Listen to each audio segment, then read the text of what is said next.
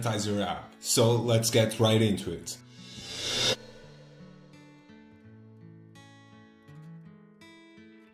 So first of all, we have ads, and ads are the most easy and fast forward way that you can actually start making money on your app, especially if you already have a community built around it. So the way you can implement it, and the way I do, is by using AdMob. AdMob is a library that Google provides that makes it really simple to use ads within your app. And with AdMob, you have three types of ads. The first of which is banners. Banners are small, really small strips of imagery and text that contain the ad. These banners can fit basically anywhere because they are small, so you can embed them with your app really easily. They almost offer no obstruction to the user, so when the user can have it on their screen, but the user can at the same time be using the app without any problems, and they are simple to implement. So, but they have one problem, which are the low conversion rates. So you'll receive relatively little money for each view that ad gets. So let's move on and go into a bigger one, which is the interstitial. The interstitial is a full screen ad that's like the banner, but occupies the full screen. So it is good because it forces the user to look at it, to click an X, and you have the positive that the way ads work is if you click an ad, you get money. You get money per click, more than you do per view. So it is easy for a user to click an interstitial ad because the cross is relatively small.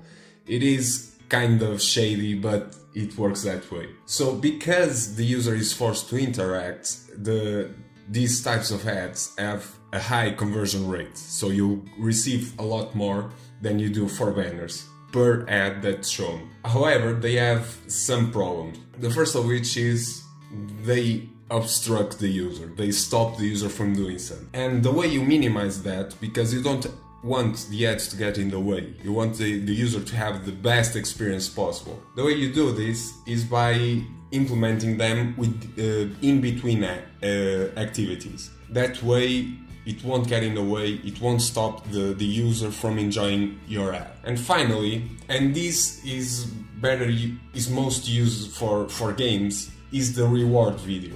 And it is most used for games because in games you have, like, let's say you want to skip something or to get an extra life, you can force the user to watch a video. Not force, you can give the option to the user to watch a video, and if they watch the full video, then they will get an extra life, for example. So for games it works really well. And the pros of it is that it gives the user a reason to interact. And I say this because it is kind of a give and take. So you take some of the user times, but in your offering, so you take time, but you offer something. You offer, in this case, an extra life. So the conversion rates for videos are extremely high, the highest of them all. The problem is they are highly obstructive, but the user doesn't mind because he was the one that wanted to see the video, because he wanted to receive something. So it is something to keep in mind.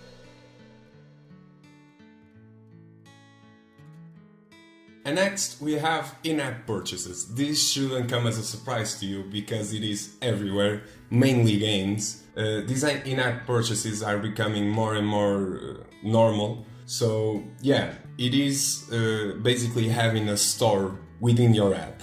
Just that, where you sell items for your app. So this works best for games, but it can also, depending on the type of ad that you are building, work with general apps. So there are a few ways to increase your IAP, which is in-app purchases, and I'm going to divide these into games and then general, which involves everything from games to whatever. So in games, you can do is raise the difficulty incrementally. This is important. You can't just put an extremely hard game, otherwise gamers won't be hooked to your app and they'll just uninstall.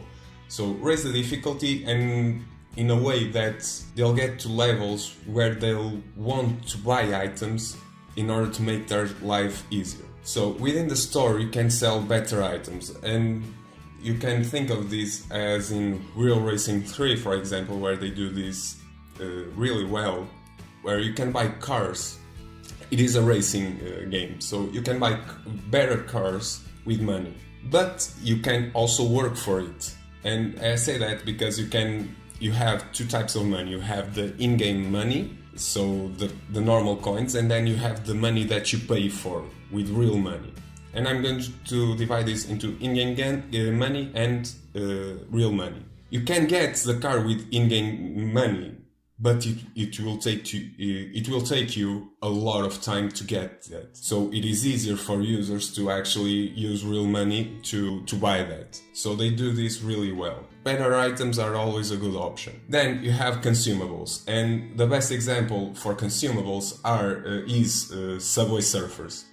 So you can get more lives, you can be, let's imagine they are potions, you can have potions that make you faster, power-ups per se, so that's also a good idea. In general, so for apps that are games and all the others, you can make a store which removes ads from your app, for example. That way you don't have to create a separate app for that. You have one-time deals. One-time deals are extremely important because people are drawn into discounts. They love discounts no matter if they need that product or not. So one-time deals where you make just a pop-up and say, look, this is 50% off. People are drawn into this. And make sure the store is always one click away, so the user doesn't have to move around pretty much. And for example, in games, it's like the user is frustrated at the level, and so he knows he's always looking at the little symbol that points to the store. That's also a good idea. So I have some statistics here that are really eye-opening, at least they were to me. And the first that I'm going to show you is one that says that people are spending more and more in in-app purchases, and upwards of 90% of users have bought something within an app, and that number is astonishing. So I was baffled by it, and it is something to look into it. And next, and this I wasn't surprised by, but iOS in-app purchases are much bigger than Android, and I think it is normal because Apple products cost more, and so people have generally more money to spend on things like this. So as I've said, the best implementations are like Real Racing 3 and Subway Surfers. They are doing a fantastic job, but there are a lot more that you can find on the Google Play Store and on the Play Store, on the iOS store. So yeah.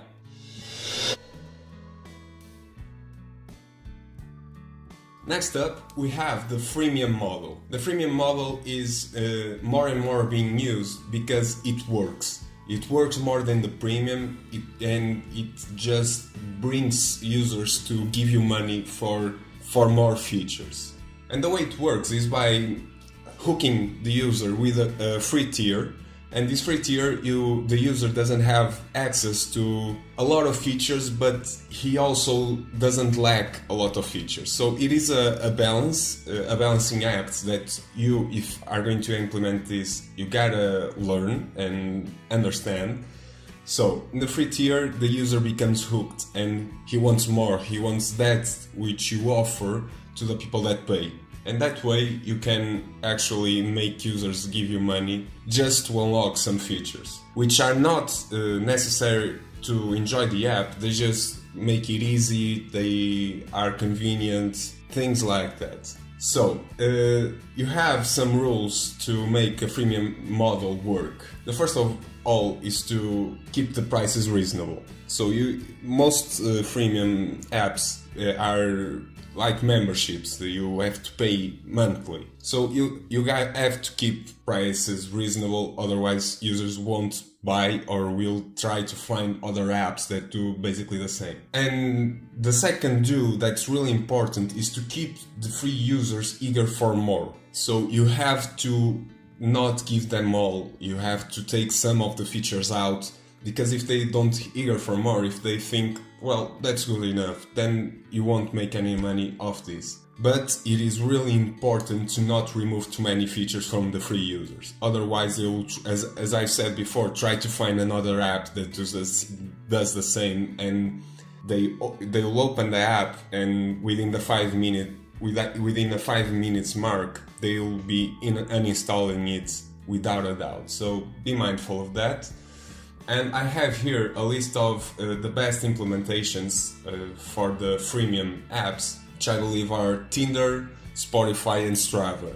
To me, I've personally only paid for Spotify and Strava, but I see Tinder that's always on top of the charts when it comes to freemium apps. So they are all great implementations of the freemium model and apps that you can take notes from.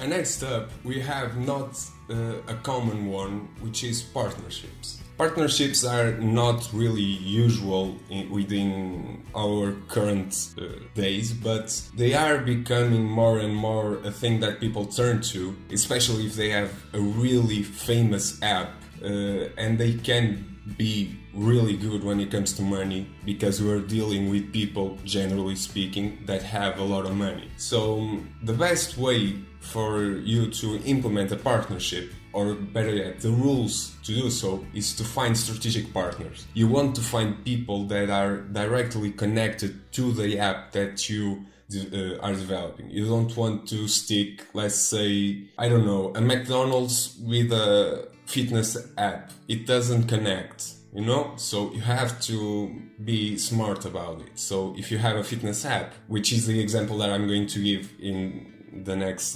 moment or so, connect it with a fitness company, clothes, products, whatever. That's a smart investment, because then everyone wins. The user wins because they are looking at kind of an ad that's interesting to him, and the partner wins because they are getting more people that actually like their products and are spending their money wisely. So that's a good point to keep in mind. Next up, we have keep the partners to a minimum. So 1 or 2, don't go overboard, because it's like if you are giving partnerships to anyone, then it shows the user that you don't really care about what you are putting into your app, okay? So keep in mind that your app's name is always connected to that particular company or 2 companies. Don't go crazy about it. And next we have don't change your app for them. So you want to be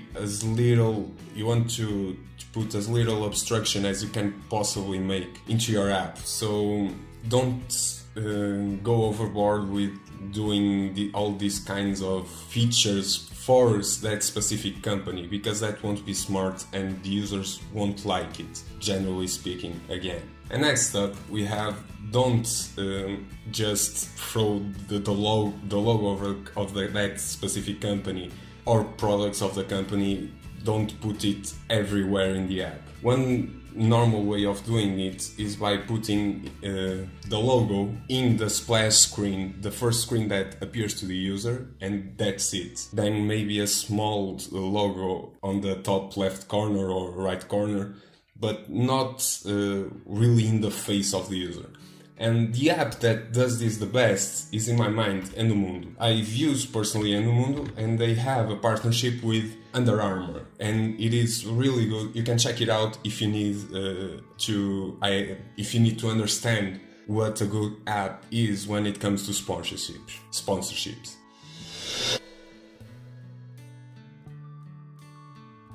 So, we are getting to the end of the video, but I just wanted to make some final remarks that just point you in the right direction. So, first of all, don't expect to receive if you don't give. The users are almost your children, so you have to take care of them. You have to give them something and they will give you something in return. And that's something that they'll give you in return is time. Time is really important. The more the users use your app, the best, the more valued you are to a lot of companies that put ads and that sponsor or that make partnerships with apps. So give something. If you don't have something of value, you won't make any money. I'm sorry to tell you that. Second, don't be annoying. So especially with ads, don't just put ads everywhere. Ads have a place and a time to exist, and it isn't everywhere in your app. So don't be overly obstructive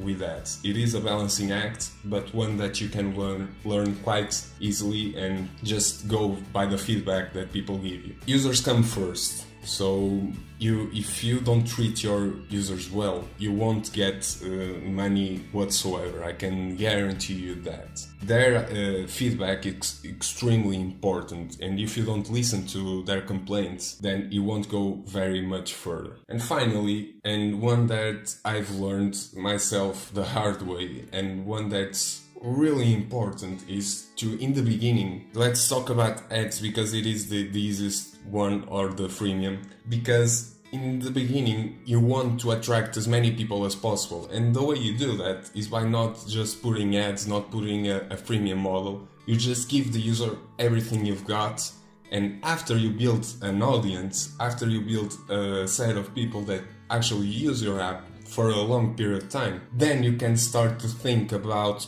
implementing ads or freemium models or partnerships, whatever. In the beginning, a community building is the most important thing that you can do. So that's all for now. If this was helpful to you at all, please do leave a like and subscribe. I know I'm extremely pushy about this, but subscribing does really make a difference to this channel, and if you subscribe, then I'll be able to make better and better videos. And obviously, if you have a suggestion, please tell me. I'll try to answer to you and maybe even make a video, who knows. So that's all for today. Thank you all very much for watching. It has been a pleasure.